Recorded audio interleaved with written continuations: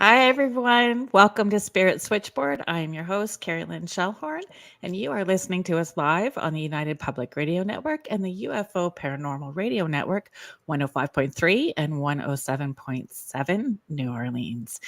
Tonight's show is so extra special. I'm really looking forward to this segment.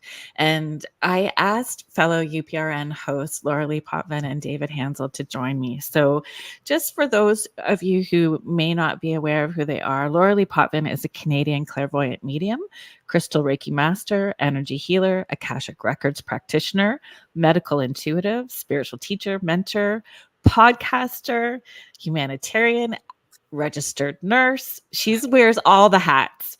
She has she's very knowledgeable about the paranormal. She lived in an extremely haunted home for 11 years, and Lorilei shared her story on the Travel Channel's Paranormal Survival in Paranormal Survivor in season 4, episode 9, called Demonic Hauntings. Lorilai's two shows with UPRN are the Angel Rock on Mondays from 6 p.m. to 8 p.m. Eastern Standard Time, and The Thing at the Foot of the Bed on Thursday nights from 7 p.m. to 9 p.m. with David Hanzel. Intuitive medium David Hanzel has been able to sense, see, and hear spirit from a very young age. After a near-death experience as an adult, he decided to spend his life in service to spirit, giving them a voice to tell their stories and deliver messages to their loved ones. With this dedication, he has been able to help others understand and validate there is life after death and how to proceed on their life's journey with the help of angels, spirit guides, and the loved ones who are crossed over. Welcome. Thanks for joining me, guys. Oh, And I love it. Thank you.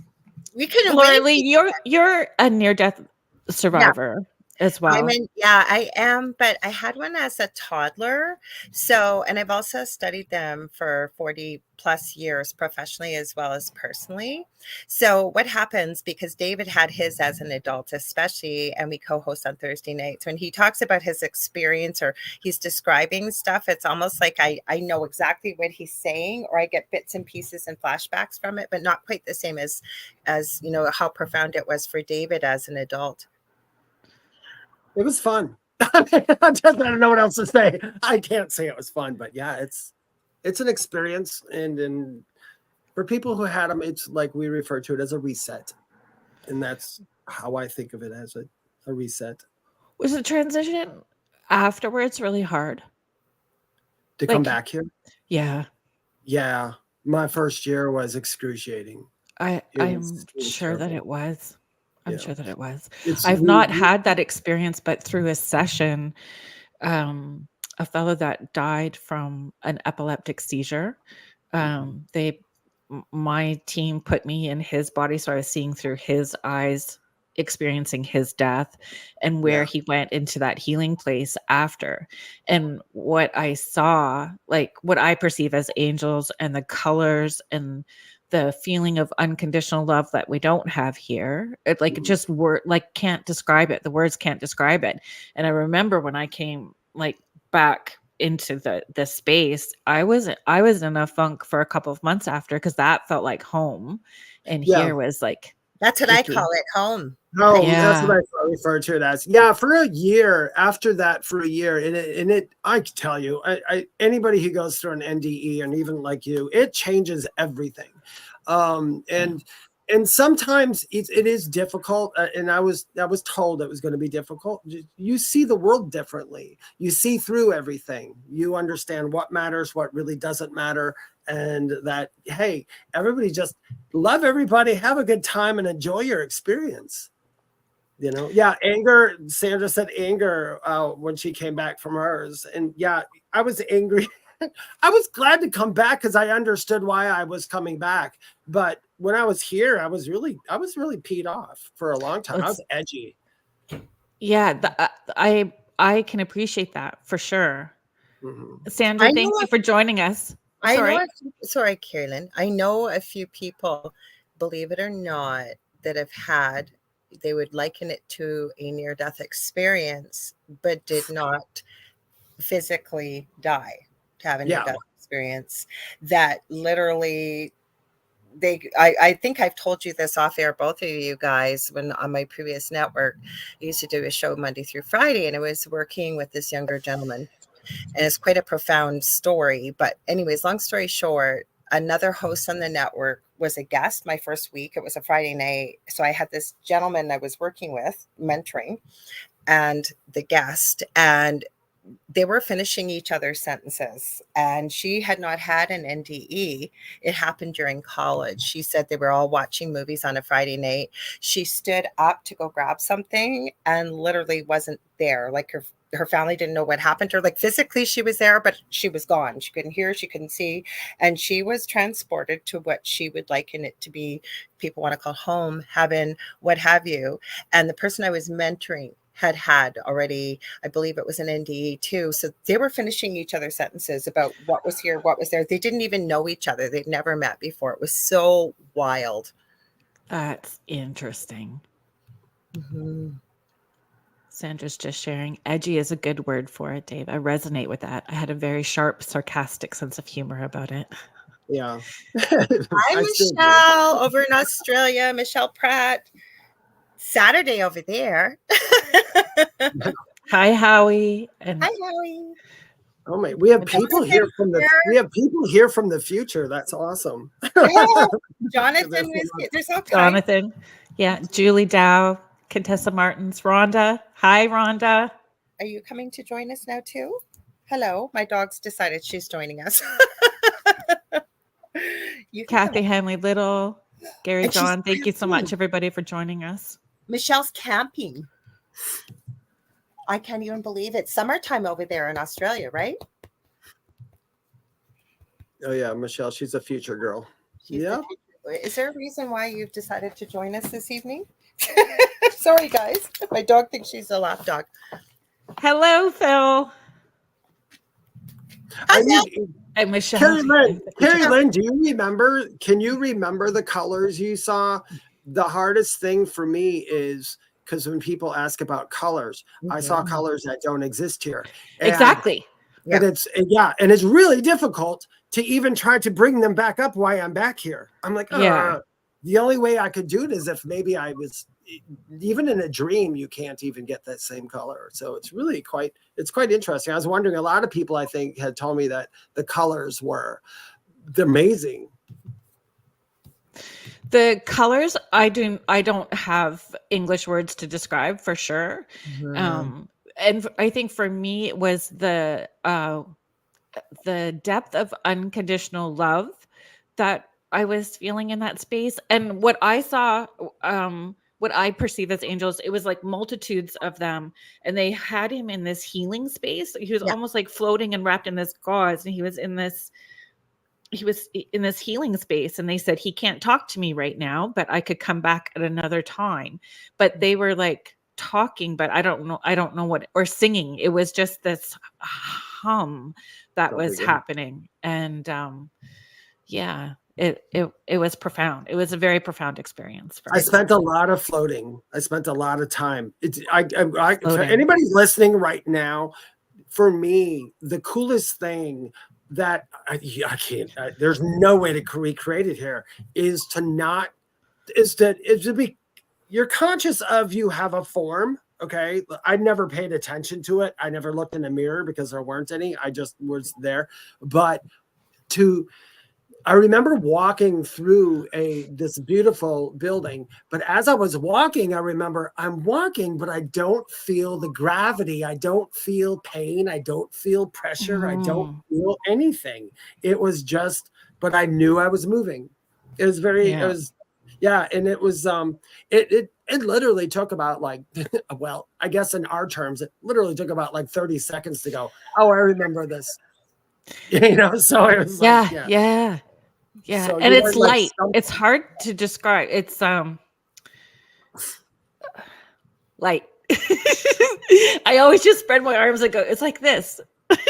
You just have, there's no physical sense, but there's a form. Yeah. I never paid attention, but I loved it. And you know what? And I'm sure I didn't even go all the way over to everything too, because who knows what astrally plane we go. Some people say there's an astral after here, like that's where, like, I guess you could say, which I kind of agree with, where when people speak of ghosts, it's usually because they're in that dimension, just that dimension, because I still hold on to ego as a ghost. But once you go past that ego, that's where it seems to change. Yeah. That's the only reason I don't know that for sure, but I'm thinking if we talk to spirits who are in a ghost form or something, if however you want to believe it, if we believe it, or if you do believe it, they tend to have their personality traits show sadness, anger, and all that other stuff, which is stuff I could not feel. No, you don't feel it. You with can't. people There that are wasn't completely there. crossed There was over. no reason for it. Yeah, no reason for it. We started off talking about NDEs, but we're not staying here. Yeah, We're we're going not to One stay thing on. I was going to add quickly, when I was having my paranormal experience, and one of the entities that I remember, like it was 15 minutes ago, the reason why I bring it up is at the end of it, I called on Archangel Michael, and the colors that showed up are so reminiscent of the NDE as that's when I say I get little bits and flashes. Like when I say it was the most brilliant royal blue, white, and silver, those aren't even the word. There are words to color. And I know if you've had one or you've experienced it, you know what I'm saying. Like it's just it's almost like your eyes can't see these colors unless you're over on the other side and there's no words. Mm-hmm. Yep. Can I show you guys my mug? Yes. Yeah. Okay, so a friend sent me this mug for Christmas, and there was no card in it originally, so I didn't really know who it was coming from. But somebody then sent me a message saying, "Hey, did you get my mug?" So this is from my friend Richard, and look at it. Oh, cool. It's a Spirit Switchboard. My goodness. You're famous. You have Isn't a that famous fun? I am hoping, okay, because my partner shocked me, because normally if he's going to get anything for Christmas, it's usually you can go shopping Boxing Day, here's whatever X amount of money. He literally told me that he went out shopping and what he got. Now I'm hoping, if it's what I think it is, I will be able to make mugs like that. And super fun. And all kinds of things. So cross your fingers. It's so cool. I'm so happy. What a beautiful present. Yes, it was lovely. It's very thoughtful. So if you guys if any of you follow me along on social media, every year I do this was my 6th year doing this, the 12 days of giving. So the first 12 days of December on social media, I do giveaways or offers. This year was a lot of fun. Like I did 2 different days, I did spots to join me on a haunted pub crawl that's going to be hosted by Guelph Urbex. Yeah, by Guelph Urbex, which will be super fun. Paranormal investigations, just some seances at my house. Yeah, we just do different things. So one of I thought would be a cool idea would be to offer up a spot to join us on Spirit Switchboard. And I am really grateful to the two of you, both of you, Lorilei and David. Thank you for asking us. Yeah, I just wanted it to feel like a Christmas party, right? So it is a party. I even made a t-shirt for tonight. I'm a supernatural fan. What does this say? I forget. Oh, saving Christmas, hunting things, and the family business. See? Oh my gosh, that's fun. So Jen Welch-Wilson is the winner of our 12 days of giving. So we're going to be bringing her on. She is a custodian and trustee of the Old Hay Bay Church located in Greater Napanee, Ontario. Jen has had an interest in the paranormal for as long as she can remember. Her and her husband, Phil, who's joining us in the chat, started a paranormal group called the Paranormal Associates of Lennox and Addington. So I would like to welcome Jen to the show. Can you get her on, Kerrilynn? You want me to bring her on? I think I got her. You got her. Hi. Yay. Hi, Jen. Hi. Thank you so much. Oh my gosh. I audibly went, woohoo! I know. So did I. Like there was a lot. I was actually surprised because I wasn't sure who would be interested in coming on, and everybody has different reasons why they would want to come on as well too. But when you do these online giveaways, you copy and paste and you stick it into this name generator thing and hit the button and the names pop up, right? So it was super exciting. I think that our divine teams who are watching out for us made all that happen. So I'm excited that you're here. Thank you so much. And we have a history. We have We a little do. bit of a A history. little bit of a history, yes. Yeah. Do you want to Sure. share some of that? I think it was maybe one of the first summers that my husband and I were custodian at Old Haight Bay Church, and we were just getting the church open, and in pulls this car, and this beautiful light comes bouncing out of the car. With my red hair then. Yeah. Just so excited. I don't know what drew me here, but I have to come in and look and what's going on. And you blew our mind, because you walked the grounds, you walked the church, and you just started validating I'm getting goosebumps right now, validating all these things that Phil and I had been experiencing. Like, just, you didn't miss a beat. You're so sweet. Thanks. And so full of energy and just so kind. I think you were there a couple hours and you're like, oh, I got somewhere to be. Like, I got to go.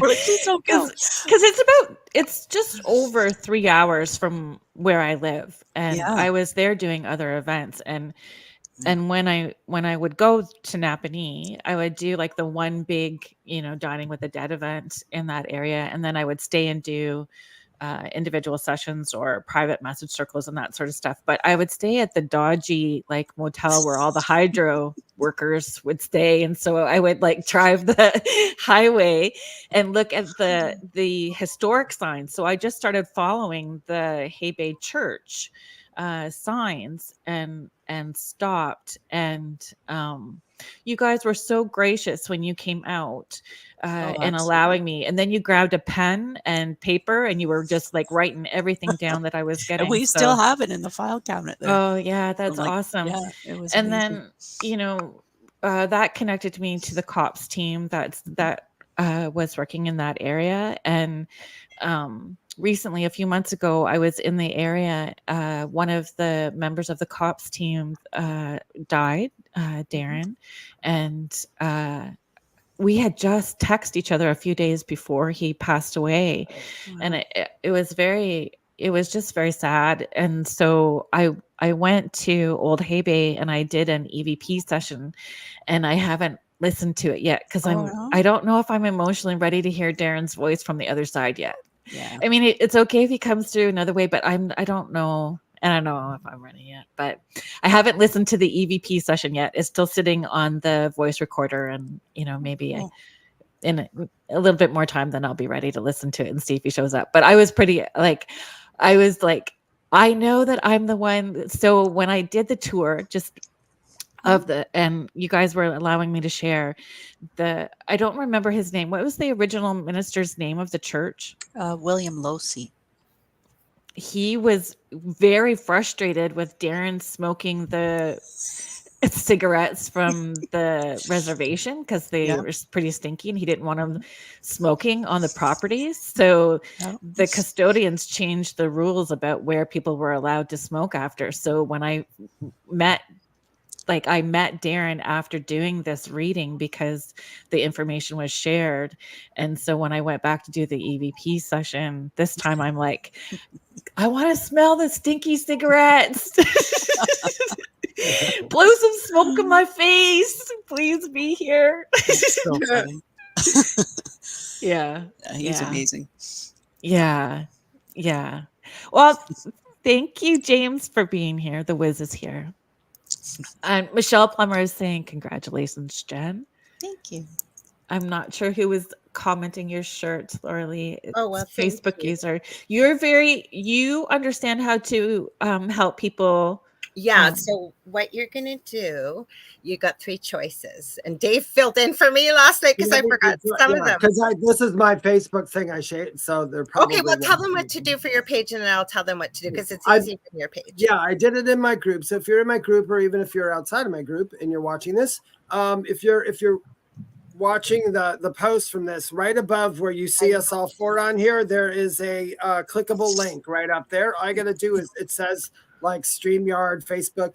Click on that. It'll ask you yes or no, give permission. You say yes, and then we can see your name and you can see your face. If you don't want us to see your face or anything on here, all I got to do is just tell us your name if you'd like to. Or they can stay anonymous. Yeah, you can stay David, anonymous. I'm so glad you explained that the way you did, because none of us see that because we're on StreamYard. So thank you. So that's where it shows up. So I don't even really need to tell them to go to StreamYard.com then anymore. Nope. They just got to click above the show. It's a clickable link right above where they're watching from. Okay. Yeah. You are clever, Bunny. Thank you. Yes, thank you. You're welcome. Because I had to do it for Zoom a long time ago in my group. Zoom used to do that. Okay. And the clickable links came up. Yeah. And I looked one time when I was watching one of yours and I saw the clickable link and I went, it's on the StreamYard too. So I'm like, oh, good. Okay. So, that's good to know. Because they don't if tell you that. Sorry. No. And if there's too many steps, I know that I won't do it. Like if there's too many steps, then I avoid it. If it opens another window, I'm over it. I'm out. Hi, Nicole Thomas Ryan. I heard her voice for the first time, and oh my goodness, she has the sweetest voice. She's Southern. Nicole Thomas Ryan, she's in the chat, and oh my gosh, she has a sweet voice. Just like Kerrilynn, I know that kind of energy, Jen, you were talking about. The first time I met Kerrilynn and I heard her say hi, I literally said in my head, oh my gosh, I'm just going to love her. I know I am. I know I am. She's just got that kind of energy, right? One of those people that you just want to hug you right away. Yes. Just want to squeeze you. So, yeah. Well, the first time I seen Kerrilynn, we did for UPRN, we had the meeting. Yeah.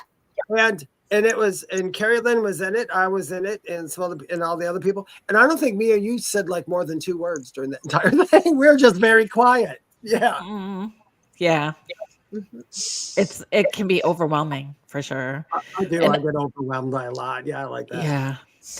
Jen, could you share a little bit about the history of the old Hay Bay Church? Oh, cool. Yep. It's actually the longest standing Methodist church in Canada that's left. Wow. It was built in 1792. William Losey at the time was like I forget what they call them. They didn't have a structure to preach in, so an internment rider, I think it's called. And he would just come to he was originally from New York, so he would come to the area and hook up with some families and say, gather all your friends. I'm going to come to your house on this time and we're going to preach or whatever. So back then, they eventually had 12 founding families in that area that donated money and land to erect the church so that they would have a proper place to worship. And it's been used for a few different things over the years. It got sold at one point and a farmer bought it and was using it for storage. It doesn't look like your typical church. It's wood. It looks like a storage barn when you first drive up going, that's a church.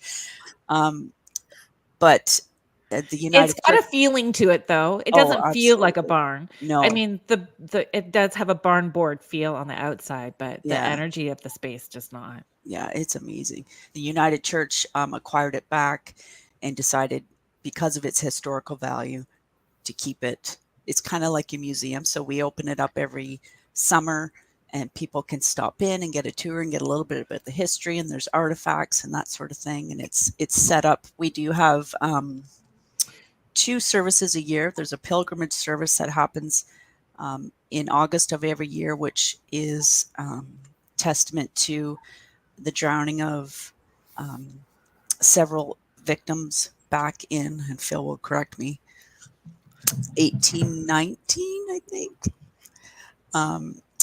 There were 12 young people coming across from the north shore of Hay Bay to the south shore, which is where the church is. Their boat took on water, and a lot of them, dressed for church and not well swimmers. Eventually the boat capsized and 8 of the 12 drowned. So every summer we do a pilgrimage service to just kind of pay tribute to them and to keep the memories alive. It's pretty powerful. Phil, my husband, he's a United Church minister as well, so he does sunset services there every year in the spring, usually June-ish. And it's just, yeah, it's beautiful. We do, it's open for weddings, and we just try and keep the happy, positive energy in the church. We've done some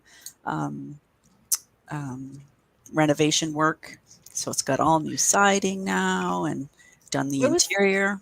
What was the name? So they did I don't know if it's the right term to call it, an indie documentary about it as well too. They did a film about it, and it's been on Canadian paranormal TV show as well too. Is it APTN? Yeah, the Aboriginal People's Television Network. Yeah, the Other Side, the program was called. They came and cops actually hooked us up with them. Yeah. And, yeah, they came and shot. What does COPS stand for? I don't mean to interrupt, but Correctional Officers Paranormal Society. So there were 4 founding members, all correctional officers. Okay. Yeah. So they hooked us up with the crew from the show called The Other Side, and they filmed an episode there called Dark Waters. Cool. And we actually connected with the mother of 2 of the drowning victims. It was just unbelievable. It was a pretty neat experience because Phil and I were there, and it was 3 days of filming and 3 days of interaction and communication for a 20-minute episode. So it was kind of cool to be behind the scenes and see all. I'm just covered in goosebumps. All the stuff that happens and all the communication that ended up getting edited out, But yeah, it was amazing. And Phil and I feel like every time we go there, the energy is better and better and better. It's almost like there was a lineup of people that were like, please cross us over. you know what I mean? Yeah, I'm sure. And I think too, like with land, and Lorilei and David, you guys can chime in on this.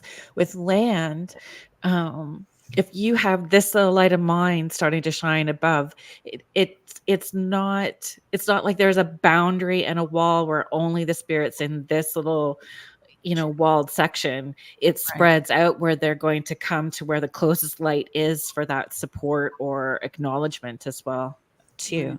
Do you guys have thoughts about that? That's kind of how I see it too. And a lot of people tell me they feel like there's a spirit or something that's in that place and can't leave it, like there's walls around it, and there aren't any. And it's the same thing that I feel is that if I walk in someplace, if someone immediately starts talking to me, I'm like, oh, they see my light. So, and that's basically what it is. So that's what I think is people like probably the same kind of around the same thing that you say. They don't have a wall around them. They just come to that space where they know they can get the help or something like that. Well, the other thing, that's why when you were talking, Jen, you probably thought I was being a weirdo. I seen Howie's comments at you that you highlighted. I went, thanks, Howie.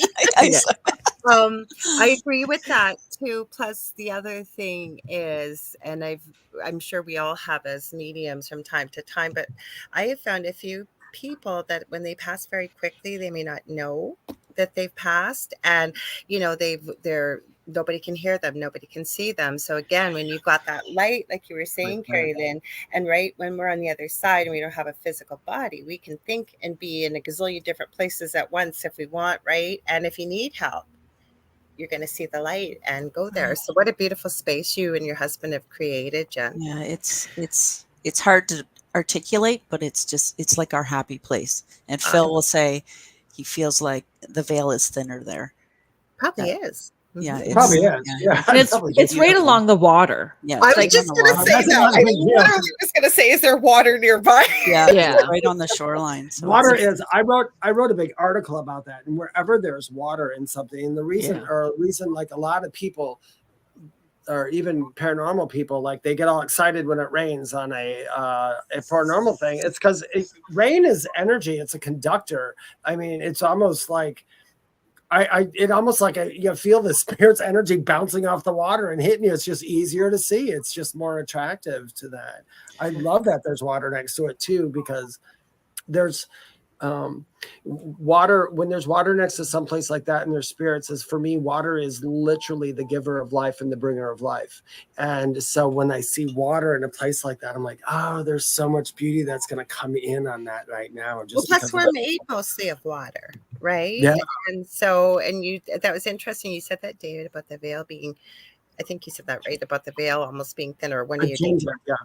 and Yeah. so with us being made of water too, it would almost be like an extra conductor. It feels that way, if that makes sense. Mm-hmm. It's kind of like an amplifier. Of Yeah, sorts. there It you is. go. Well, look at whales in the water. Oh. If a whale can make a noise in water, and you will hear it 10 miles away. It's the same spirits. I mean, but I think people think that spirits are far away, and they're not far. It's like right here, really. Oh, It's yeah, like, yeah. Mhm. yeah. It's all upon us right here. It's not another destination way out there. You don't need a rocket ship to get there. No. I was just saying we actually pray for thunderstorms, wanting to see if there's a true effect of static and EMF on the world. The thunderstorms, especially explosive energy, right? That's there. And I always, Kerrilynn, when I was on her show, when she first started here, I can't forget this, Kerrilynn, because it's like, interesting question. She's asked me before, do you want to have fun and be silly, right? And we weren't silly, but we both have that sense of humor. And she caught me so off guard. She said, who do you fangirl over in the paranormal? And I never even thought of it, but I do. I love the Foreman brothers, Josh Foreman. And every time there's a thunderstorm or something, right, he's always talking about, the energy and everything's amped up. I'm sorry, I had to give you props because that's one of the questions I remember. We can answer that question all the way around. And cool. Like, who do we fangirl over? Did we fangirl over anybody? Jen, in the paranormal world? Can you say that with hubby in the chat? No, I'm just joking. But it's not necessarily like that. It's like, not. That's why it's not about a physical attraction that way, like, so I'm pretty open about, like, I fangirl over John E.L. Tenney. I just love, I love how he tells stories. I love how he communicates. I love how he thinks and his perspective on things. Yeah. And his, honestly, but John E.L. Tenney's energy is kind of like grumpy old dude. So I don't know if I've got issues that I need to deal with. But it's like, I don't, but I'm there for it. I am emotionally invested. I do not have a favorite. And I hope I did. I was joking. I forget not everybody knows who I am. I was just joking because Phil says, meaning Jen can fangirl over anybody she wants. I used to be I shouldn't say used to be. I used to be obsessed with John Edward. Oh, okay. But I've since kind of shifted to James Van Prague, actually. I had a chance to meet him a couple years ago, and he just, I don't know what you expect from like famous people, but he was so down to earth and normal and just, that's what you should expect. Like joking like we are, like he was just so chill and just matter of fact. And I love Gordon Higginson, and Doris Stokes is my idol. Oh, yes, he does love Doris. Who's Doris Stokes? You might tell not him all know about her, Dave. He introduced me to her. Do you know Jen? Do you know who she is? Excuse me, I've heard the name, but I don't know. She's not familiar. I follow a lot of the spiritualists from the other side of the pond. That's where most of the stuff started coming in. For whatever reason, I don't know why, but the English way of doing things is the same way when I came back automatically was doing. So I got attracted to that. But Doris Stokes, she is very well known in England. She passed over probably back in the 80s, I think 80s or 90s. But it wasn't until one day after my NDE, probably about the end of that first year, I just happened to be watching some other mediums, and all of a sudden I start watching this thing. It was like Doris Stokes at the Barbizon, which was in England. And I started watching it, and I'm like going, oh my God. What happened was when I used to do mediumship, I would talk to myself and get that and give the information. And for some reason, I was doing a reading about the second year after my NDE. I was doing this reading, and I kept hearing it so quiet what I was hearing. And I said, what? And I just turned in front of the person I'm doing a reading for. I'm like, what? I didn't hear you.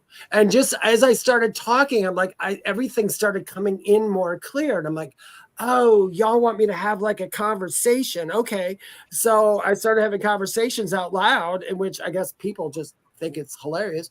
And I turned on TV one day and I see this woman, Doris Stokes, and she's on there that's doing exactly what I do, a little different, but she also spoke out loud to them. But she was it was so much fun to watch. And I'm like, oh, I don't feel so stupid now, because I thought I'm the only weirdo who talks out loud like that. She's really entertaining. I found her entertaining when David sent me a video.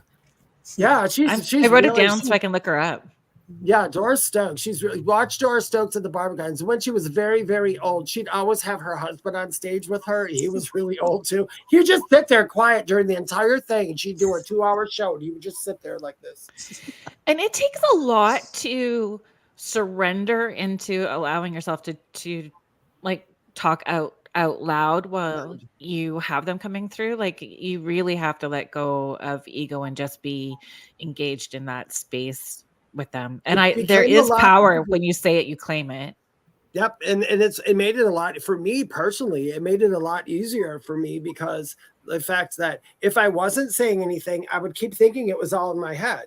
You know what I mean? Yeah. When you get to that point when you're like, wait, is that me or is that them? But when I started talking and I would talk and I would hear the conversation right back in my head, just like I was walking around the house talking to myself. And I'm like, okay, cool. Now I don't hear it word for word like if I was talking to myself, but it's they get the job done, and that's all I ask for. We have a good time. So that's what I like.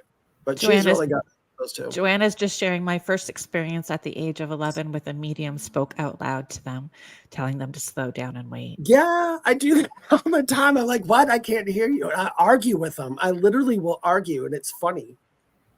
I find though too that they tend to speak faster. Like I work with 2 other ladies, not on air, and I'm able to connect in a different way than I always say someone like a medium like Kerrilynn and David, and I'm still learning, growing, and evolving with my skills. But I always say if they gave me the lottery numbers tonight, I go buy them. I go buy a ticket tomorrow or tonight, right? Jen, you would know that from Kerrilynn.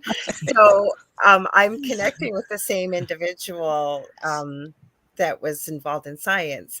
But for her, he comes through and he speaks riddles to her. And she doesn't have a clue what he's talking about because it's all in science stuff. But he doesn't do that with me. He's a real smart ASS. And he'll just it's not in a mean way. It's just kind of this sardonic kind of sense of humor, the way he does it. So it's kind of cool. But I think spirit from the other side, right, when they want to connect with you too, they work with, I think, best, or they try to communicate so that you can get the message across when you're working with someone else. I always said one of my biggest dreams in this world before I go, I would love to see tons of people as they're walking down the street just talking out loud to themselves. Then you ask them, are you talking to yourself? They're like, no, I'm listening to my guide. We're having a conversation. Because literally that's how I talk to my guides when I walk around this house. We have conversations, and I literally, they'll tell me something. I'm like, I'm not doing that. That's how my TikTok got to where it is. I'll tell you a quick story. When I first started my TikTok, I was doing these little card readings on TikTok. And all of a sudden people asked there was 2 questions that were asked, because I said, if anybody has questions, I'd love to make a video answering them. 2 questions came in, and they were questions. I'm like, oh no, I am not answering that on TikTok. And I put it to the side. And that night I'm just kind of sitting there, and my guide came in and he's like, answer the question. And I'm like, I'm not answering that question. And I literally sat and argued with myself and with him. It's like, you have no clue. You don't remember what it's like to be here. If I answer a question like that, it could ruin everything. It was a question about what happens to babies and all that when they die. And I'm like, I don't want to do that on TikTok. And they're like, no, answer the question. Answer the question. I said, I don't know that I know that answer. They said, we'll give you the answer. I said, okay. So the next morning I woke up, I looked at the question, and I said, okay, can you give me a clue? And they're like, start talking. I'm like, okay, I got you. I'll just let you take over. I made the video. It went viral. Wow. And then the next night they go, answer that other question. The other question went viral too. So in a matter, it took me from like 1,000 followers to it was like 53,000 followers in 2 nights, 53,000. And I've told them, I said, not again. I take a chance. But they were right. Ted Johnson Contestant. is just sharing. I find souls are more clear when we talk out loud to them. Hi, Ted. I was just going to say, I have a good friend of mine that's a very gifted medium, and he talks out loud and tells them, okay, slow down just a minute. That's what I find where I was starting to go. You start talking faster and faster and faster, and it's like, you got to slow down. And then they give you images, and then it's just like, especially like I say with the scientists from the other side, I have to keep saying, slow down, slow down, slow down. Do you think that they're fast like that because of the vibration that they're on, or just because they're trying to get you the information so quickly? I think both. What do you guys think? I think both. But well, you know what I have to say? When I had my NDE, just like when I talked to my grandparents, all four of my grandparents are there. We had a conversation, and not one person's mouth moved. And I remember knowing exactly what they were saying, even though they didn't say it. So I think telepathic. Like that. Yeah, it's telepathic, it's claircognizant, it's all those things. I think on the other side is where your real true claircognizance really shines, because you are going to trust everything you hear because you're standing right next to that person. But I guess that's a little different for everybody. I don't know why it comes in like it does, though. I've asked and I don't get an answer. I don't know why it goes from hearing to seeing to smelling to feeling to this to that. I'm like, I don't know. I'm like a shock for me, though. Quickly, because there's some really good questions people are asking. Because how it happened for me, I hurt my back and I'm not able to go back physically to work as a nurse. And it happened. Those of us that are Canadian will know where this is. The rest of the world might not. But I was in Chapters, which is like Barnes and Noble in the States for people around the world, big bookstore. And I ran into a patient, and it was a really interesting path that I traveled with this patient's family and patient. I worked in the NICU, and the mom had premature twins, and the little boy had a really difficult time. And then I worked out in the community for Victorian Order of Nurses, and I ended up having him on my caseload as a little boy, about 6 to 8. He had cerebral palsy. And he got very close with the mom and stuff, but he didn't need a lot of like advanced nursing care. He needed somebody in to just monitor like his health. So I used to work like with a team underneath me. So I would go in every now and then. Long story short, I was out Christmas shopping. It was actually around this time of year. And it was probably about 6-7 years ago. And I ran into his mom. And I don't get the newspaper or anything. And we were talking. And all of a sudden I heard, tell my mommy I love her. I hope he doesn't make me cry because I don't cry very easy, but yeah, he is. And I thought, where did that come from? And as I went to hug his mom, she said his name, and she said he just passed away a few months ago. And I said, oh my gosh, you're not going to believe this, but I know. And I said, he's asking me to tell you this. And I didn't even know like how I was going to connect. And he said to tell you that he loves you. So we had a good cry together. And I ran into a couple former patients that weekend. So when things start to show up with a lot of frequency, anybody in the paranormal, or we start doing this stuff, you realize it's kind of a sign. So my gifts tapping into this are newer than I probably did a lot more than I thought I did growing up, but that was a real sign to me. That's a question that I had for you, Jen. Like now that you're doing more paranormal investigations, did you feel that you had a good intuition or a connection to the other side prior to that? And your time at the church and now doing more investigations, has that started to blossom for you? Well, I've always had a very strong intuition and an interest in the paranormal, although I wouldn't have known what to call it or what it was exactly. But as learning and with Ted's help, yeah, it does. It kind of opens a door, makes you more open. Mm-hmm. So when you start experiencing things, it happens faster, it happens more often. And even if I'm not in an investigative situation, right, it will happen. Like I'll have random thoughts or feelings, and I'm just kind of like, I'm learning to pay attention to that and not just automatically think, oh, that's just my own thought popping in my head. I have to kind of stop and go, okay, what was that? you know. So I think it does. The more, it's kind of like it's like a muscle you practice, I Yeah. think. So the more exposure and the more you do it, the more open you become, and then you start to Yeah. realize or start to identify, oh, that's not my thought, that's something else. For sure. I think Right. for sure that discernment Mhm. develops over time. That And I discernment never develops met over you time. before. Sorry, Kerrilynn. I just gonna say I never obviously met you before, and I don't ever tell people what their gifts are, but I picked up immediately you were super intuitive. Like I was Yeah. expecting Kerrilynn to say you're a psychic medium or something. Oh, I'm really? curious. That's awesome. I did. The energy It's you certainly have. something I would like to pursue You've or got, yeah, I'm going to tell exercise a you, little more. if you want to know, your clairsentience is really heightened. Mhm. It's You're, really high. It's really high.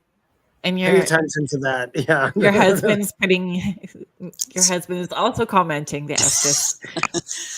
The SD She's- sessions we've tried a Yeah. few times, and the first one was at Old Hay Bay Church, but I didn't know what it was that I was experiencing.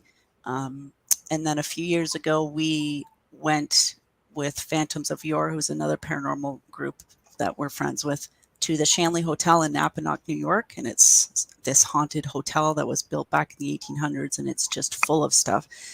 And I'm not sure if Phil volunteered me or if I volunteered to do an SD session. So that's when you have white noise in the background, you're blindfolded or closing your eyes, and I just say what I hear or what I feel.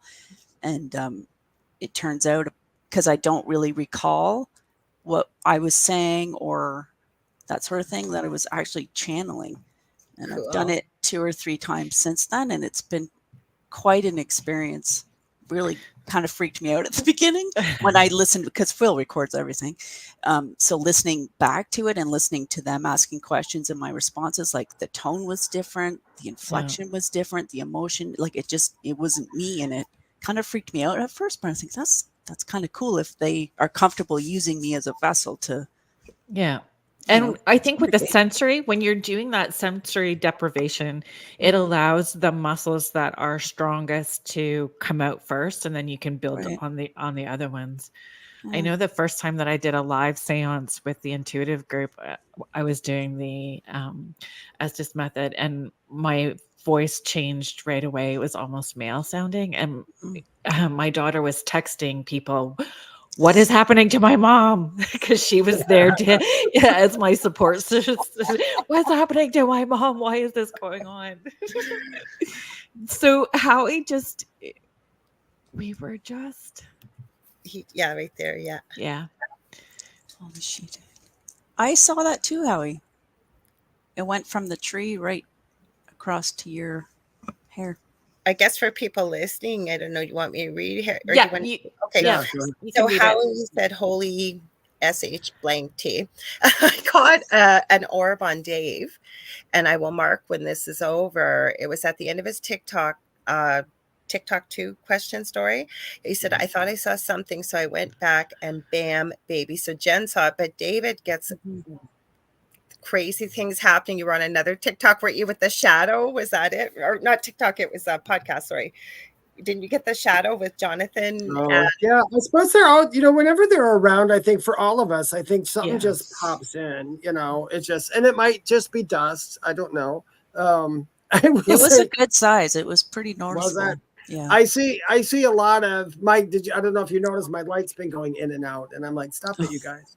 It's like, so, And that's what happens when you pull all of us togetger. It's like I think that's what it is. beacon. Yeah, I think all 4 of us are sitting here, and they're like, "Oh, let's pop in," and that's cool with me because I love them all. Yeah. Well, when Kerrilynn, because I do producing for the network too, so that's how I met Kerrilynn. I always love. Well, I like meeting newer hosts anyways, because I know what it feels like when you're the new person, and we don't always get a chance to connect with everybody. So it was her 13th show, being a Friday, and you had Rick McCallum on. Yeah, from And Hollywood Ghost Hunters. yes. And so I had my headphones on because I said, I will stay put. Like, if you need anything, I'll be here. And they were having a grand old chat. So I do resin, and I love doing it. I'm thinking, I could probably sneak in some resin. The phone's right over there. I got my headphones on. So I'm bent over the resin, and all of a sudden I hear, I'm getting goosebumps now too. I heard, it sounded like somebody was sucking something up with a straw. And I look up and I go, who's drinking like that? And then I look again, I go, oh my gosh. Inappropriate. I know it wasn't you, but I thought, I didn't see your ghost. Ghost? I mean, your guest. I said, ghost. Yes, it was a straw. And I look up, there's no straws. And I went, EVP. And I mark it down. And then when you get back through it, oh my gosh. And it was right when Kerrilynn said to him, have you ever had an attachment? And this noise, at first it sounds like somebody sucking the bottom liquid at the bottom of a glass. It almost evolves into a growl. And before that, there was a little bit of a like a moan almost. Yeah. It was so incredible. Perfect timing. Have any one of you, like John, Kerrilynn, Lorilei, have you ever had somebody know what you do and like don't want you to come in their house? Oh yeah. Listen, let me tell you a story. I went to and Brandy's not on here today. I did an investigation. One of the first investigations I did after I was sick. We went to, it was the Randolph County Infirmary in Indiana. Is that Brandy you said? Yeah, Brandy. And Brandy. That's where I met Brandy. That was the first time I met Brandy. Anyway, there were some other mediums there. And there's a guy and a girl. They were friends. And I walked in and I'm talking to them. We're introducing ourselves. They're like, yeah, I'm in medium and all this stuff. And I'm sitting there and they asked me if I felt anything, as I walked in. And I said, well, yeah, there's people here. I said, I don't think they're all as mean as everybody thinks they are. But I said, yeah, there's people here. And I said to the guy I was talking to, I said, there's a woman here, and I know she's maybe Spanish or something because she's telling me that she speaks another language because that's what I can hear is another language, and she's got dark hair, and I'm going on, and they both start looking at each other. And I said, is this one of your relatives or something? And he said, no, there is a ghost that when he goes on investigations at this certain house, the same ghost talks to him. And he said, you just described her. You just described her to a T. And I said, oh, well, she followed you here. And I was looking around. It's a very old house. And I said, she wants me to look at the wall. And he's looking at the wall. And I said, yeah, she said she's on the wall. She's on the wall. So I'm looking on the wall. And all of a sudden, this silhouette is on the wall. And I said, oh, that's her. And then he sat there and they were shaking. He goes, oh, my God, that is her. That's her. And his friend said, I don't want to talk to you anymore. And I'm like, what? He said, just go stand over there. And I'm like, what? I didn't do anything. She really weirded out over it. It was so funny. I don't tell people. And these are mediums. I'm like, well, what was so weird about it? I mean, weird stuff happens like that. And they're coincidental, it seems like. But, I mean, everything happens for a reason. But, yeah, they didn't want me. Now, you guys had experiences like that, too? People just said, don't come in my house? It's more like not wanting to date me. Oh, they're not worthy of you. First date awkwardness. They're not Don't worthy. Be in my head. Don't be in my head. I'm gonna start making little tinfoil kiss hats. They're not worthy of you. Well, I know my partner's friends don't believe in any of this stuff, and so I never say anything. But every year, one of their friends lives rurally, and they have the annual Christmas tree burning party in April and May, like around that time when people save their trees if they're real, I guess, and then we have a big bonfire. And as I'm leaving, this a couple of years back, I hear a spirit, as we call them collectively, or guides, and say, you're going to want to take a deck with you. No, I don't use any of my oracle decks, except Dave and I will do it if we do readings together. Just quick one question. It's easy that way. And as Dave was saying, you're arguing with your guides. I'm arguing in my head. I am not bringing a deck with me. And they're going, no, you need, fine, I'll bring it. And so I ran into a woman there that I'd never met before, and her mom had passed away probably about 8 months before, and we really started talking, and she found out what I did, and I said, well, actually I have a deck in the car. So we went inside the house, and it gave, just a quick reading, but the wife of my partner's best friend, she comes in, and I said, we're not doing anything. I'm just doing a couple cards. She goes, well, don't bring anything else here and take it with you when you leave. Right. So, but the cool thing was she told me that her mom loved rabbits and her favorite color was fuchsia. It was a really powerful night that night because there was 4 of them, my partner, and then the 3 guys used to call themselves the Florida 4 because they'd always go from high school to Florida. There's a picture I took in the flames that you can see a side profile. It looks just like his face, the gentleman that passed away, one of their best friends. But also this girl that I met that night, there's a picture of us together, and right over her heart chakra is this brilliant fuchsia color. Oh, I'm getting goosebumps again. So I guess it was meant to listen. I don't know, but Contessa's just made a quick comment about your kitty Lorilei. she's a brat. She prefers to be called Stephen Nicole, and she Aw. is a brat. Yeah, but I love you. And Julie is here as well Hi, too. Julie. Hi, Julie. I don't know what that means. I'm sorry. They're sorry. I don't know. All good. Where's your babies, David? You're seeing here. They're, who knows? Jen, where they are some of so can you talk to us about your paranormal group that you and Phil started? Yeah. We both have had a keen interest in all this kind of stuff and watch all the shows, you know, Ghost Adventures and all that kind of stuff. Phil's a gadget guy, technology guy. So he acquired a couple pieces of equipment before we even started like thinking, oh, we should really get into this. And It's not a cheap hobby. it is not at all. We had 3 pieces of equipment, and do you know Phantoms of Yore, Kerrilynn? No, they're in Ottawa anyway, and I'd gotten Phil tickets. They were going to be in Gananoque doing an event, so I got him tickets for his birthday, and we were going to 3 or 4 different locations in Gan and doing this investigating, and he was so excited. He's like, I'm going to bring my equipment and we get to use their stuff, and it was so cool. And then we were instantly hooked. So it's been, I don't know, I think we finally just started to make our own paranormal group. Right. We acquired a ton of equipment through this kind of side deal that Phil negotiated a really good price for a lot of equipment. So we have all kinds of stuff, and we're like, you know what? It's just the 2 of us. We're just going to do it, and we're not going to charge people or anything. But if people have questions, or if they want to, you know, kind of go with us and experience something, they've got stuff going on in their house, and they just kind of want to not fool around with it, but you know what I mean? We're not in there diehards going, hey, you got to do this to get this ghost. Like, we have no idea, right?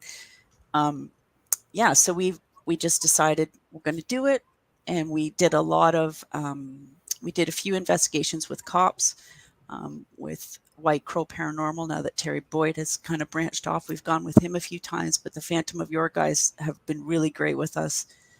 We go to their events, and they give us extra time, and they kind of let us co-host and do that kind of stuff with them. So this past year, we bought a 5th wheel trailer a year ago. I don't know why. It was just out of the blue. We're just like, we're getting a trailer. Neither one of us had ever camped before. Anyway, it's at this park, and there's a house there that was built in the 1800s. It's now a museum, and we're right in there like a dirty shirt. And we've done some investigations with some friends and people in the park, and then we did our first fundraiser there, Halloween, and raised some money for the park and the museum and stuff. So it's pretty cool.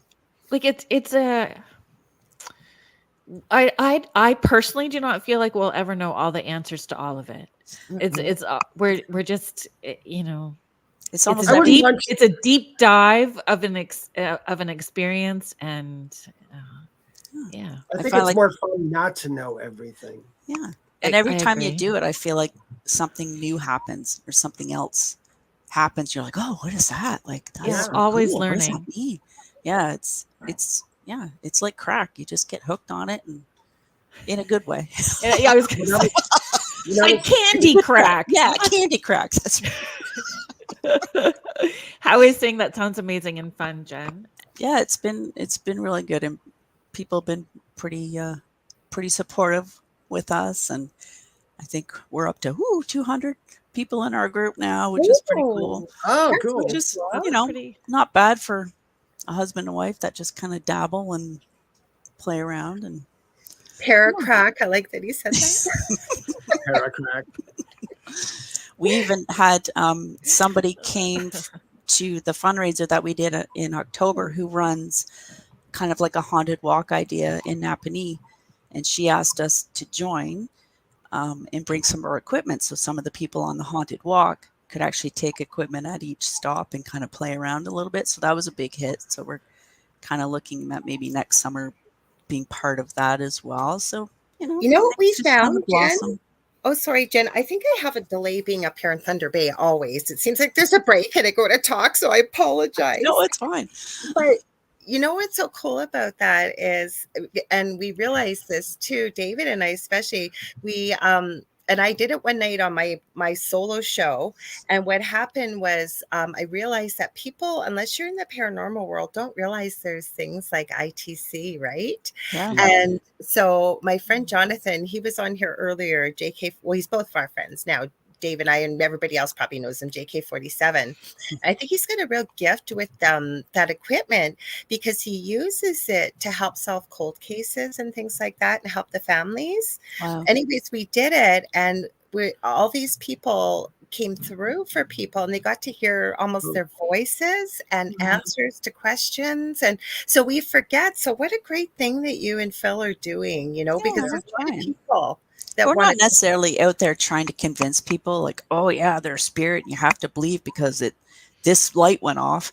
Yeah. We're just there to say, here's the experience. And the paranormal is literally something that's not normal. Right. And that's what we're looking for. Yeah. Yeah. I mean, there's some evidence that's pretty undisputable that you get, but then other times, like you said, David, your ego kicks in or rationale kicks in or logic takes over first. You go, oh no, that was because of this. Yeah. Yeah, but there's no electricity at Old Hay Bay Church. Yeah, So nothing that's I going to know. set that off. Listen, you got to hear when you're talking about voices in there. I got to tell you it's a quick story. I promise.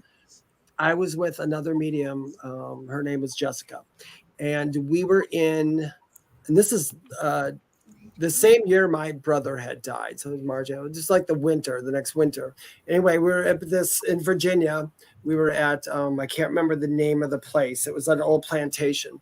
But we asked the owners, we're going to do an event there. We said, can we stay overnight here? They're like, do you want to? We're like, yeah, I'm not afraid of ghosts. So I'm totally cool with that, yeah. But we did end up staying, though, in the same room. She slept in the bed and I slept on the floor because, one, there's no electricity, no heat. And I was getting bothered all day long by spirits. And I mean, bothered like to the point I was like, would you please shut up? I can't do that. It was just that weird. But we sat and we did a session, like an ITC session or EVP session with the box, just with the static on it.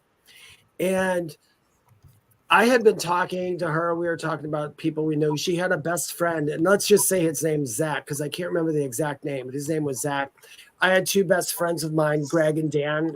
Greg had committed suicide, and Dan had passed away from AIDS way back in the 90s. And then my brother, Kevin. And we're sitting doing this ITC, and we're looking at each other, and we just asked the box, we're just like, are there any spirits here with us? And it went 4. So I'm like, okay, 4. And we're going, listening, asked a few more questions. And I said, you said there's 4? And I just redid it for the heck of it. And it said, yes, 4. We're like, oh, no, that was smart. That they came back. And then I said, what are your names? And we sat there for about 5 minutes. And all of a sudden, clear as day, Zach, Dan, Greg, Kevin. All 3, a different voice for each one. Wow. We freaked out. We both of us, and I'm a medium. We both got up. I'm like, no freaking way. And I don't know if it was recorded or not, but we freaked out for the rest of that night. I didn't even think I slept that night. I'm like, that was the most intelligent thing I have ever heard that we were doing. And that doesn't happen all the time. No. It's rare that something really good gets captured. Like you and can that's sit the there last for a time. long time. Yeah. Yeah, oh yeah, that was years ago, and you know what? It's never happened since like that. And I It's did funny. pull out the sweeping portal. I put it out. I wanted to Oh, show did you. you? I know. Yeah, oh yeah. yeah, Oh, So right. Oh, So I had pulled out the sweeping portal because I wasn't sure what we were going to do tonight in case we did want to Very turn good. it on. But I think we should. I was doing sessions yesterday, and in between I had maybe 5 minutes because I ran really late with one session. It was almost time for my next session. And I could hear this noise. It sounded electrical. I didn't know what the heck it was. And it was the sweeping portal, which is like on the desk. So I stood up here and it's like way back here. And you have to flip 2 different buttons to turn that on. It's not like wow. just flip one. You had to flip both. And it was like doing its thing That's just so before cool. I started a session yesterday. It was crazy. I'm just gonna do uh station ID here really quickly. If you are joining us, just joining us now, you are listening to Spirit Switchboard. I'm your host, Kerrilynn Shellhorn. You are listening to us live on the United Public Radio Network and the UFO Paranormal Radio Network, 105.3, 107.7, New Orleans. Thanks for joining us. And we have the winner of my 12 days of giving that I do on social media, Jen Welch-Wilson, and UPRN co-host from the Angel Rock and the Thing at the Foot of the Bed, Lorilei Potvin, and David Hanzel Medium joining me tonight. Thank you. Can I ask you guys a question? Please. Jen, let me ask Jen, because Jen, especially what you do in the church, because there might be something there. Do you guys have any contact with outside, not spirit, but more ET type things over there? Do you have ET stuff over there by you? To clarify, let me say this. A lot of people don't understand this, and this is something that I came to understand over the last couple of years. Some ETs come in as almost guides or angels, or what we perceive might be an angel, but it's actually an ET. Wow. It's really odd. It's really odd. Not all. But I can't answer that. I haven't personally experienced that. I don't know if I would know if I had experienced that, to be honest. yeah, you never Um, know. I don't get hung up on it myself It's- because yeah, I it's- had ET experience. You've seen some of the videos yourself, Dave. I've taken them. I think Kerrilynn has too. I have Missing Time. The owner of that network, Joe Montaldo, who has International Center for Alien Research, he's done a 20 plus year study of green eyes, red hair, and Rh negative blood, because apparently that DNA sequencing didn't exist. I think it was like, I've heard him say 70,000 years ago. I've heard him say 20,000 years ago. Basically, not our lifetime or many before us. And so they wonder where it comes from. Now, I don't have that, but my mother does, all of them. Green eyes, red hair, Rh negative blood. So I don't question it because you kind of get to know, and I'm sure, Jen, you and your hubby could definitely concur. I know David and Kerrilynn could. You know what feels good and what doesn't feel good. And I don't even think you need to be in the paranormal world. Right. Wouldn't you agree? It's just trusting your intuition. It I'm really is, sorry, yeah. guys. I'm going to have to do this. Go right ahead. It's been a week with a cold in this house. And David, You almost blew my Santa hat right off. I did pretty good. I asked because that space in my head, like if I imagine where you're talking about in my head, it almost feels like if you went out there and did like a CE5 session or something, you definitely get something. Really, eh? Oh, well, What's a CE5? that's You know what CE5 is? Oh, no, that. You don't know what CE5 is close there's to I don't know what the everything. name is. And do you know what a CE5 is? No. CE5 sessions are. They've been doing them through Hang on, Dr. Stephen Greer for years, but they came. It's close. It's where we initiate the contact. Oh, okay. So there's one close encounters, 1, 2, 3, third kind, fourth kind, fifth kind is we initiate, and they have been initiating contact with them for years now, and they got some of the pictures you see.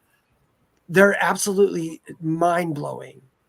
It's like it's really strange. I live in North Carolina, so I want to go with my friends and do one up in the Smoky Mountains by me. I'm going And to also tell you what it means. What it means is C5 actually means close encounters of the fifth kind.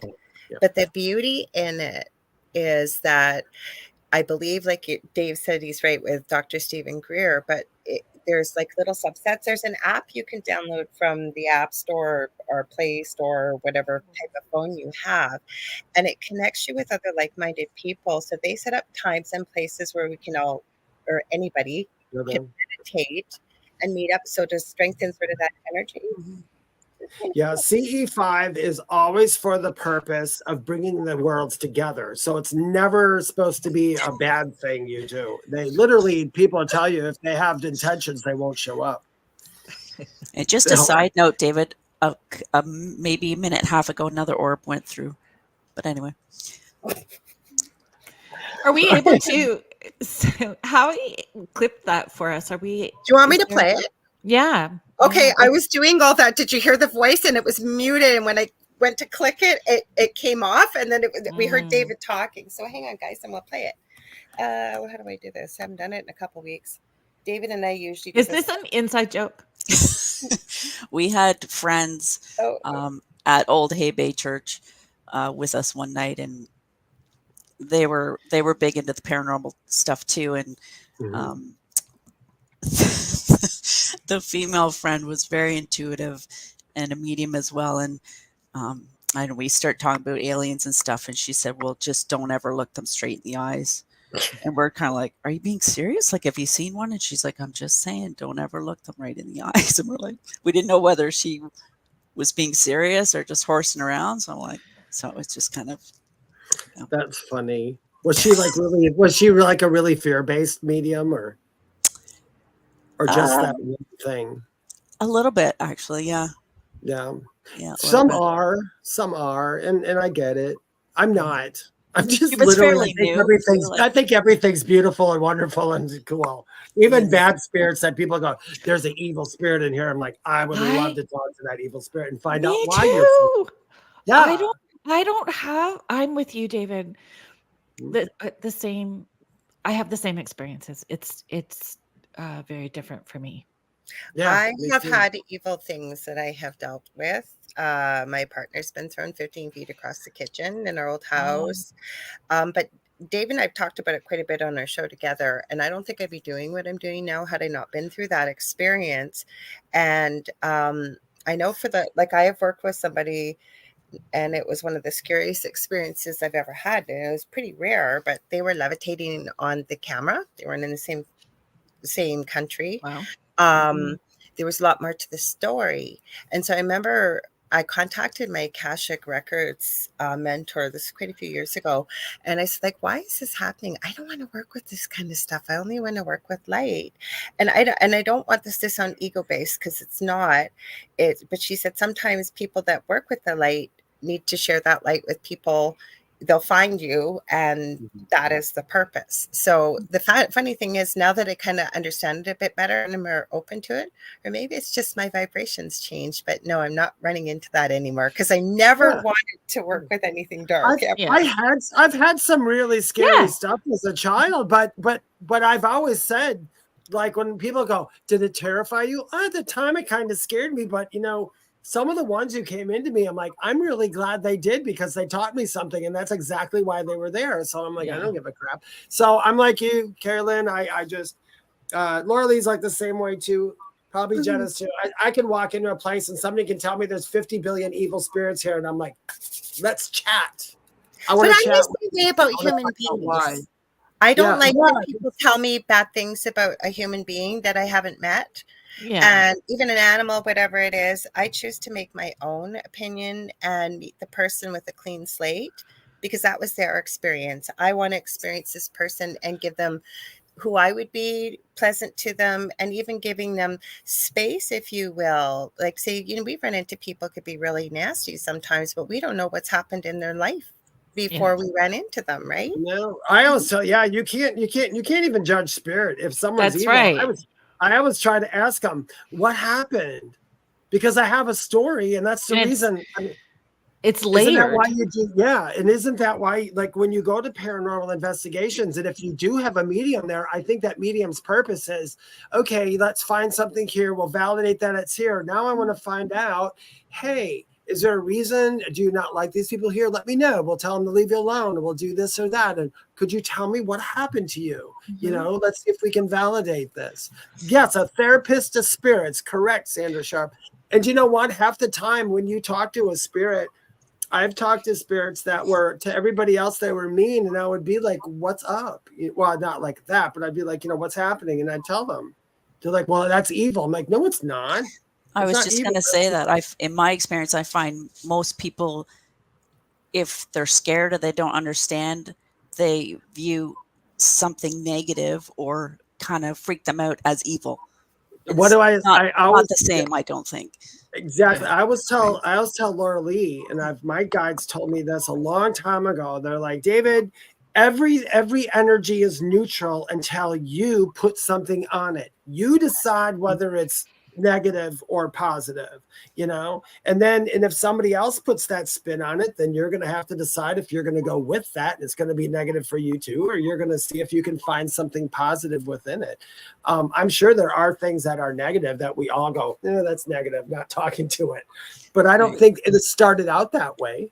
Right. I don't think anything started out negative. I think it embellished itself, or we embellished it as negative. Yeah. Yes, I love what Phil said here. He goes, evil tends to come from our beliefs. Sorry, Kerrilynn, I'll highlight that. Did it show? No, it didn't show. Yeah, no, I had to do it, and I'm so used to pushing that. I'm sorry, Kerrilynn. It's okay. Evil tends to come from our beliefs, and then may manifest. We create that potential. Sorry, I didn't have my glasses on, because I always say this, and Spirit gave this to me. I'm positive. What we perceive becomes what we believe, and it becomes our reality. And I believe that, right? So if we run into people that think, one example quickly, I ran into this girl, like I've always loved in 111 or 1111 or whatever, right? And then this girl one time sent me a message, 1111 is the most evil number there is. And I'm like, whoa, what? And I thought, okay. And this was through messages. As I'm getting goosebumps again, I thought, okay, there's got to be a reason why somebody would think this. And I looked it up. And indeed, there's a lot of information on that it can be a very evil number. But what is it really? Perspective, the way we look at it, the way we feel about it, right? Yep. That clip's ready. Whenever, go ahead, Kerrilynn. Yeah, no. Are you able to play that clip? Let's see the. I am. I was just waiting. Let's see this orb. Okay, let's put it in here. So what I'm going to do, I every time I try full screen, it doesn't work. So I'm going to play it, and I'm going to make it big. I'll let it play because it's not super long. Thanks, Howie, for doing this. Yeah, thank you. Look right here. Answer that other question. The other question went viral too. So in a matter, it took me. Bam!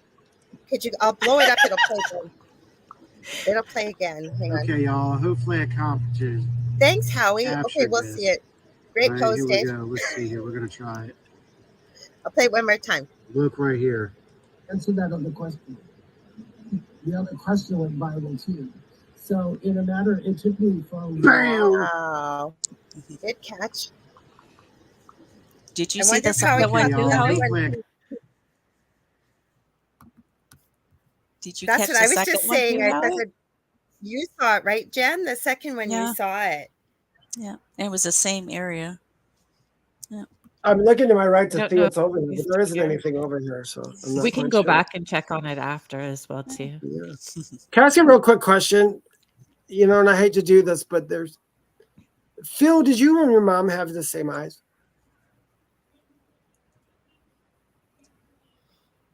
I don't. So can he answer? I'm not sure. Well, Phil will stop here. The reason, thank you. Ted, I'm going to read your comment in a second, Ted. We're just going to give me 2 seconds. Yep. Yeah, just give me 2 seconds. Just because I don't want to miss. She's been playing with me, so I want to.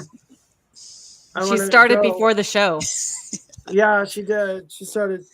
So she came in, she was talking to me about your eyes because she said, look at his eyes. And she went like that. And then I got that glimpse and I was like, oh, that's your eyes. That's Phil's eyes. When I saw his picture, I'm like, that's your eyes. Little squinty woman, you. I see you. Yes. Thank you. I don't know if this was you. Phil, did you skateboard or surfboard or something? I don't know what they showed me, but it was just, when you guys were all talking, I looked and you know how you get that. It just kind of, I saw a young child or a child, like it looked like they were on a skateboard or standing on this. You were motorcycle. No, it wasn't. I don't know. I can't take motorcycle. They showed me this. I'm talking a long time ago. If you can bring it back, that's cool. Thank you. What does June mean for your mother? I saw the month of June play over and over, and I have no clue what that's about. Do you know? If it doesn't ring a bell, don't worry about it. It was June. Because at first I thought it was a name, but then I saw the calendar month, June. It might not be from her. Who knows? But I don't. If I get it, I don't like to leave it behind just in case. Mm-hmm. You just can't. You got to say it. It was, because she gave me this. I saw the kid on the skateboard. I mean, it was standing on a skateboard, like, and I'm not quite sure what that was, but I want to go back because she kept telling me, what does cottage time mean?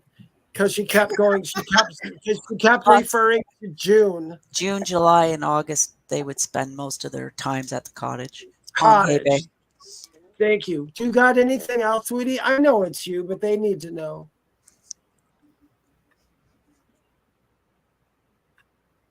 What about your back? No, you were. Thank you.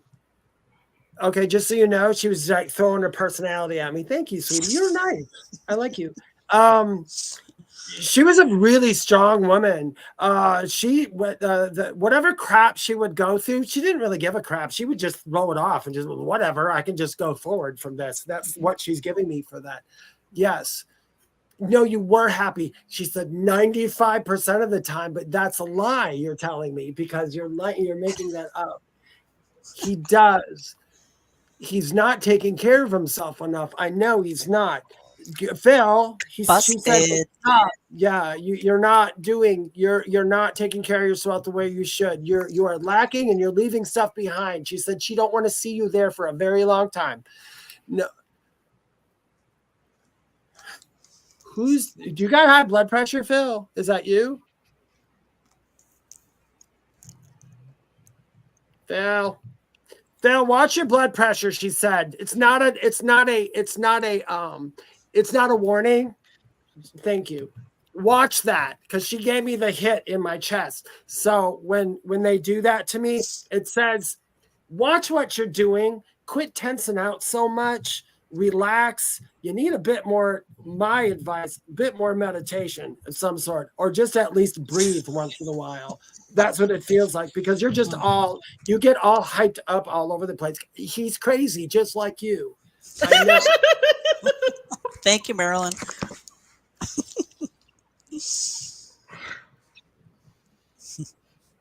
She does.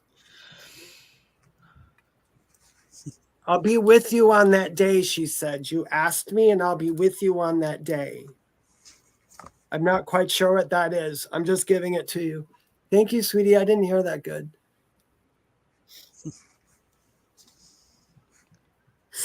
It is. Yes. My nose. What about my nose? What'd you do to your nose? I'm referring to Phil's nose. I'm sorry. I have to go to your nose. It was either runny or it was drippy or it was bloody. Something happened.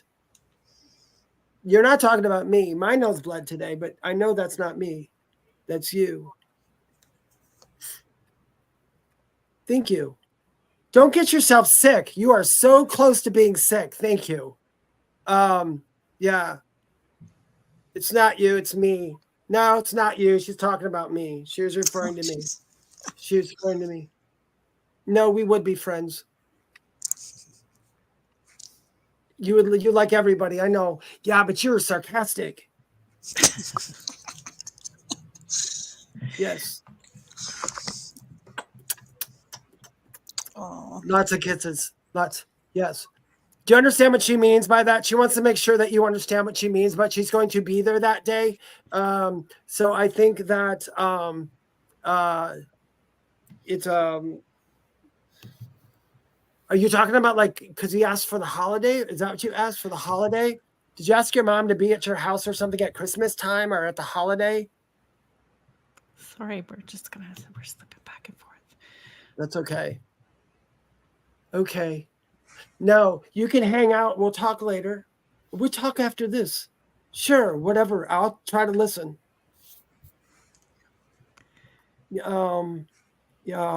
Change your car, change of your car, truck. Thank you. That was loud. Something with your car, truck. You need to change something. You have to watch something. She was always here for Christmas Eve. Thank you. She's going to be there. Thank you. There's something with your car, truck. As soon as I said that and I said it, she like really tweaked my ear. It was so loud. I could hear it in my ear. So I don't know what that is. Would you do me a favor? Is that I know you're not, I know it's not a warning, but I need to know you need a new one. Thank you. You need a new one. You need a new one. Please check the one you have right now, your vehicle. His vehicle specifically. There's something wrong because I feel like I want to slide all over for some reason, and I'm not quite sure what that means. You brought your car just past giving me permission. Got you. Thank you. Are you going to ask Marilyn if she wants to play the game with us? Do you want to play a game? Oh, shit. That's like a horror movie. You want to play a game, Marilyn? Yeah, we're going to play a game. You hang here, and I can hear you. I can hear you. Kind of. You're not, you are loud. Tell her we appreciate that. Laughs loud. She laughs very loud. She's got quite a chuckle on her. So I don't know what that means. But anyway, stay here. This feels better. You can breathe. Thank you. All right. Okay. Oh, I'm just going to, Okay. we're going to. She's Oh, gonna, my she's, goodness. Thank you. You're welcome. I'll get you more. Ted, I'm coming back to that. I promise. Hang 1 second. So Phil is just sharing that she was deaf in this realm, that she was part of the deaf community. Mm-hmm. And why does she laugh so loud?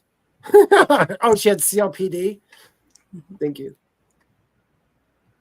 And Ted is just sharing the orb around David is an older male soul. Oh, named that's Isaac. why she's all over like that.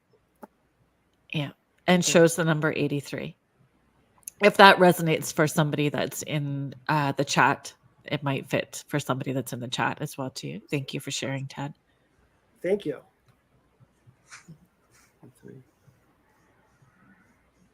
She always laughed from her ass. Okay, got you. Okay, thank you for showing me that. It is Laugh Charlie from her Brown. belly. What's Charlie Brown with her? I don't know what Charlie. I don't think she's giving me Charlie Brown. It's more of a reference. Okay. All right. Thank you, guys. We're good. Thank you. Sure. My absolute pleasure. Howie is just saying thank you, Ted, for the spiritual confirmation. That's okay. It doesn't have to mean anything. I don't know why. I just got flashes of Charlie Brown. It could just be left over in my head, too. I have no clue. I don't know how you work, David, but sometimes is it things that are about to happen as well too, or unfold? It may not necessarily be something. Yeah, they never tell me. That's I always go back and I ask them, is this warning? Are you giving me warning or not warning? Is this a bad thing they should take care of? And they go, and if I don't get anything, then I assume it's not a warning, but they want me to keep saying it over and over. And I'm like, I don't know what you want me to do with it. So well, it sounds like John Jacob Jingleheimer Schmidt in your ear if you don't say Yeah, they exactly. know what they're trying to say. Yeah. Like, Exactly. they know. Exactly. Yeah. It's So it I just always keeps tell coming people at us. sometimes some days it's like a game of charades. It really is. Or it's like Pictionary, sometimes. Yeah. It just is what it is. Your mom is really cool, Phil. She really is. She's got a wonderful energy about her. I can't tell you how happy she is right now. That's awesome. So I put together a game for us, and I was wondering if we could incorporate. I know Lorilei and David put out a generous offer. Do you guys want to? And I have a thought. You guys let me know if that will work. I wondered if I created a haunted holiday trivia game. Oh, So just it will be fun. David. It'll, yeah, a game. So funny. But it'll be fun. But we could also have it that the first person that comments with the right answer could be the person that wins. Oh, we Can't have hear you, Lorilei. no sound. Your mic's on. whose sound? Lorilei's mic's on. Lorilai's mic. Or off. Sorry, Lorilei's I muted it and I did unmute it. I was going to say, Kerrilynn, you decide. It's your show. Does Yeah, that? however you want us to do it. So you guys are graciously each offering to do a reading for people who are participating in the chat. Just keeping that 12 days of giving vibe going. So that that's very generous and very thoughtful. So Yeah, anybody's anyone who wins on me, and they can I'll give them a code, and they can go in and book a 30-minute reading. Put in that code, and it'll make it free for you. And you can That's can awesome. pick whenever you want it. Then I'm just going to get people to contact me. They can message me on Facebook Messenger. If you're not on Facebook, YouTube, even just say I won, or else you can email me to at the angelrock1508@gmail.com, because my business page is on Facebook. I'm giving away an hour reading, or I do crystal Reiki too. So you can do, or Akashic Records, whatever, any of them I'm giving away an hour. So go ahead and however you want to choose them, Kerrilynn. Okay. Does that feel good to you guys? If we do it that way? Does that feel all right? You give it a name, and we will find I out how feel to. bad though, people can't type fast enough. I don't know, but I guess it doesn't matter, right? Well, oh, I see what you're saying. Yeah. So you want maybe the numbers? We can I do don't it. know. I just said it might be. I don't know. What do you think? Like, if you, or do you want to? I don't know. You know what I'm saying? Like, if when you're hurrying to type and you're typing the wrong stuff. Yeah, and if there's a delay, and if it's on different platforms as well too, we're not seeing it. Okay. I thought about that for a minute, and then I went, "Oh crap!" Because I would be one of those. We were trying to find the right way to do this, so I think that we were gonna do numbers. Like I looked for a generator to include that, because we're all on different platforms and we're not connected. So believe it or not, it was Spirit that gave me that. I said, well, how are we going to do this? I promised I'd figure something out. And I love that idea, but you're right. We're all on, like, if people are typing or they're on a delay or something, or. So the number, do you want to pick the numbers, or how does that sound, Dave? Do you want Kerrilynn to pick a number between you? Yeah, you go ahead and pick two numbers between 1 and 50, or 1 and 100. You want Actually, why don't we let Jen? Jen was the winner. Let Jen do it. Okay, Jen. Yeah, Jen, you pick the two winners. No pressure. No pressure. Well, just go ahead. Whatever you think, like between just write down two numbers. Okay. Between 1 and 100. Sure. Okay. Okay. So if anybody's in the chat room right now who's participating with us, you lean in and tap in and see what numbers you're feeling, and you can write down the numbers. The first number that we'll do is for Lorilei, and the second number that we draw will be for and not you, David. Phil, because you already got something. You've already been gifted, Phil. So Phil is also we'll just say that Phil's a winner today too. Yes. Yes. Yes. All right. Okay, so. While they're Do you want- writing, do you want me to quick read that Christmas story? Oh, Yeah, that would be great. It'll take 2 We have minutes while to- you guys are writing down. Lorilei and I usually do an AI thing where we have AI write a Christmas story about us or a story about us. And this one wrote it for Kerrilynn, me, and Lorilei, and it is called The Echoes of the Enchanted Workshop. Kerrilynn, David, and Lorilei celebrated spiritual mediums. Of course, thank you. Found themselves on an unusual assignment at the North Pole. An unmarked cryptic letter had lured them to an abandoned toy factory rumored to be haunted. Upon their arrival, the factory loomed ominously amidst the snow, an icy monument of forgotten Christmases. The remnants of unfinished toys lay scattered, in a chilling air of despair hung heavy. The trio's gifts immediately begun to stir. Kerrilynn sensed a sorrowful energy that seemed to seep from the factory's walls. David and Lorilei began to hear spectral whispers and saw ghostly apparitions darting into their periphery. In the frost-touched heart of the factory, they held a seance. All right, Lorilei held it. Kerrilynn held it. it As probably the ritual deepened, the air grew colder. The spectral whispers louder, and spectral forms began to materialize. Ghosts, elves, frozen in fear, and spectral reindeer pulsing with an ancient sadness. David, through chattering teeth, asked, "Why are you trapped here?" The spectral forms shared their tale of being bound by a curse cast by an elf scorned and forgotten. The spectral reindeer had attempted to intervene, but was ensnared in the curse. Lorilei, moved by their plight, and asked, "How can we break this curse?" The reindeer replied in a low, sorrowful whisper, "The curse can only be lifted by its caster."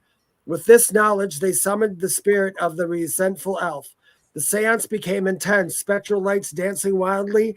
Finally, the spirit's radiating resentment and bitterness appeared. Kerrilynn summoned her courage, confronted the spirit. "You've caused enough suffering. It's time to release the curse." You tell him, Kerrilynn. The It's my elf, 5'2" powerhouseness. yeah, right. The elf sneered, "And why should I, Kerrilynn?" David responded, "Because Christmas is about joy, forgiveness. Isn't it time you forgive yourself?" Does that not sound like me all the time? Anyway, I'm so wishy-washy. The factory fell silent. The elf spirit looked around at the trapped spirits in the trio. With a mournful sigh, he dissipated, lifting the curse. The spectral elves disappeared, their faces finally at peace. The spectral reindeer too faded, leaving behind a single shimmering spectral bell. Suddenly, an Arctic wind swept through the factory. The bell levitated and started to ring. The sound echoing hauntedly. The temperature plummeted. The spectral reindeer reappeared, now pulling a ghostly sleigh with 8 spectral reindeer. With a laugh that sent a cold shiver down their spines, the spectral reindeer said, "Each Christmas Eve we ride, delivering spectral toys to spirit children. You freed us, but our duties continue." The trio left haunted by the spectral laugh and the chilling reality of their encounter. They had released the spirits, but in doing so, they had unwillingly unleashed a spectral Christmas ride, a chilling echo of joy and duty that would forever haunt Christmas Eves. Cool. AI did Thank it, you. not me. That's fun. We weren't clear with people. Should we just go Yeah. with the first guess that they gave? Yeah. Because Jen, guys, did you see the numbers at all that so we're gonna Nothing, no.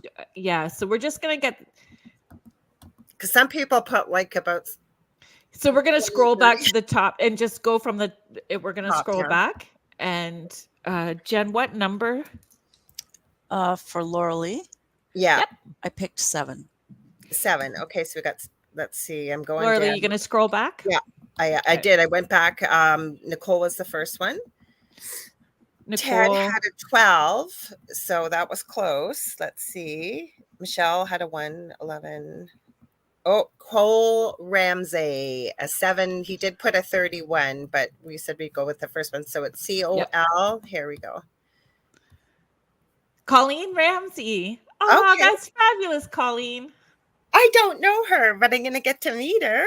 She's part of the mentoring group, so you will be able to Oh. connect with her, like Oh, okay. message that way as well too. Cool. So we'll Colleen connect and talk Ramsey. about that. So should we tell them? Congratulations, Colleen. Congratulations. Yeah, I'm looking forward to meeting you. Should we tell them for the next one, just put one number? Is that for Yep. David? Do we have time to do one? Or are we going? Yeah. Or do you want to just go with what's here? I don't know. I think go with what's there. Yeah. Yeah, you can go with what's here. Yeah, what's the second And number? so the second number, what did you choose? 99. Ooh. Okay, so I'm going through. Hang on. Phil said, damn. Put a number in. Nice try, Phil. Okay, so hang on. Let me take that off. Colleen. Okay, hang on. I'm still going through. Looking. Yeah, we're almost at this. Went by so fast. Yeah, we just have to be Tessa mindful. Martins. Hey, there you go. Connie, that's awesome. Contessa. Woohoo. So, David, how do you want Contessa to reach out to you? Contessa Martin. Congratulations, me. Connie. Your email probably has your name in it, but write to me at david@theywhispertome.com. And as soon as you write to me, I will send you back a code. Yay. Congratulations, everyone. Did you get that, Contessa? david@theywhispertome.com. It's that, yeah. I can't wait to meet you too, Colleen. And Contessa said thank you. Sorry, I didn't mean to highlight that. I was trying to scroll down. Oh, you're so welcome. Oh, Howie added, yeah, Christmas Eve. And I got to do my best to join them. I've got a mountain of wrapping to do still. Oh my God. You have a live on Sunday? No, I just decided on TikTok. I don't do it on Sunday, but usually Sunday in the evening early. I always do like 3 lives a week on TikTok on my channel. And I decided that Sunday, probably about 8 or 9 p.m. on Christmas Eve. Eve. 10 last night. I was gearing up for 10. It's going to be more about 9-ish. Planning your wrapping around it. Yeah, it's about 9 p.m. Eastern. I'm going to be on TikTok live. So if you want to follow me on TikTok, that's totally cool. You can see me under at Medium David Hanzel. If it has under 98,000 followers, then it's an imposter, because I have like 30 or 40 of them on there. It's really frustrating. Oh yeah, you just had some imposters. Yeah. Oh no, it's been pretty steady for a while now. It's been pretty upsetting, actually. Jen, if people want to participate, could you let them know where your group is, or what the name of your group is, and where they can find you? It is on Facebook, and I had to write it down because I never remember. So if you just search Paranormal Associates of L&A, letter L like Lucy and A like Apple. Yeah, that's our little Facebook group. Apparently Phil made a public one and a private one. I don't know the difference really, but well, public, everybody can join. Both. Yeah. And sometimes the private is really helpful. You know, some people feel safer to be vulnerable to share some of the experiences that they've had when it's in a private group, because sometimes it's very personal, and that's where we tend to post clips or EVPs that we've caught and stuff like that in the private group. Yeah. And Lorilei, where can people find you? You can get a whole, you can just look me up on any social media under Lorilei Potvin or the Angel Rock. And if you want to ever book a reading or do mentoring, teaching, answer lots of questions, you can get a hold of me on facebook.com/the Angel Rock. And I have 2 groups on Facebook too, Paranormal University for all things paranormal, and the Angel Rocker Tribe for more spiritual type things. So thank you for having us tonight. We really oh my gosh, this was a blast. This was a blast. I got all those like questions ready and we didn't even need them, but I had it on the backup. You're always prepared. It does so much work. Thank you, Ted. Thank you, Ted. Oh, there we go. Okay, Paranormal Associates. Oh, sorry. I'll put this back up. Thank you. There we go. You're a rock star, Ted. Much Look at every- appreciated. Yeah, my God, the time goes so fast when we do Oh, this I'm shit. doing a show. Yeah. I forgot to mention. Sorry, I didn't mean to cut you guys off, but Nope. quickly, I've just thought of that. The Angel Rock, 6 to 8 p.m. here on UPRN. I am doing a show Christmas night, Eastern Standard Time. So if you got something you want to hang out, anybody wants to join me on that night, we get to talk about whatever you guys want to talk about. I love when I do a show of my own. So it'll be lots of fun. So Yeah. I hope that everybody has a wonderful holiday season. I hope that you are safe and warm, and that your heart is light and peaceful. I'm not sure what we're doing for the 29th show yet. It's going to be a surprise. I haven't figured it out, so we could just be, chatting. But I hope that you are here with me. Thank you so much, Jen. It was so thank good. I you. can't. Yeah, it was Yeah. wonderful to catch up and Yeah. spend time with you, talking about the things that we both enjoy, right? Yeah. And thank you for being so generous and offering. Oh, I it to love me, it. so No, I no, look yeah. I look I'm forward to it. reporting about the. I'm gonna join your group because I want to know more.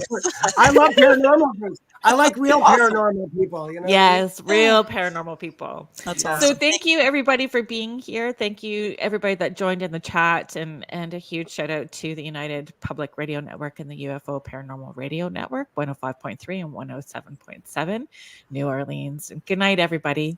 Happy holidays and be guys. safe, everybody. Nice to meet you guys. Merry Holidays. Christmas. Good night. Night. Night.